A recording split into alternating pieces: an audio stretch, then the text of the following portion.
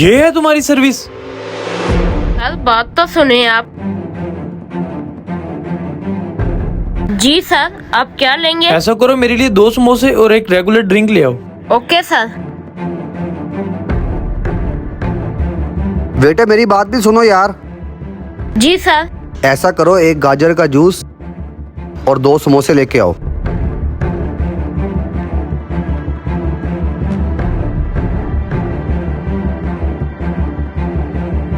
ये ले सर आपका ऑर्डर।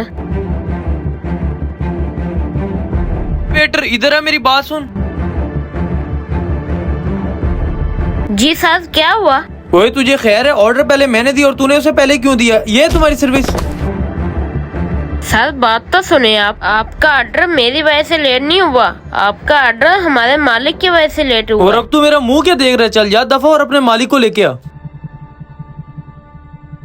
मालिक वो कस्टमर आपको बुला रहा है जिनका ऑर्डर आपने चेंज किया है। अच्छा मैं अभी जाता हूँ।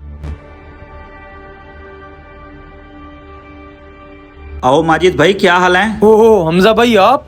जी माजिद भाई, मैंने ही होटल खोला है।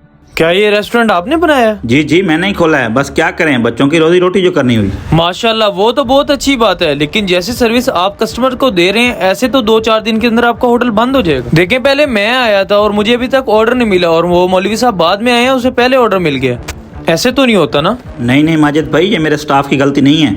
मैंने इन्हें बोला था ऐसा करने को। हैं? आपने बोला था? यार ये तो बहुत गलत बात हुई ना फिर। जी माजिद भाई, मैंने आपको आता हुआ देख लिया था, तभी मैंने कहा कि मैं आपको अपने रेस्टोरेंट की VIP चीज़ बना खिलाता हूँ। फिर आप बैठे, मैं भी आपका ऑर्डर भिजवाता हूँ।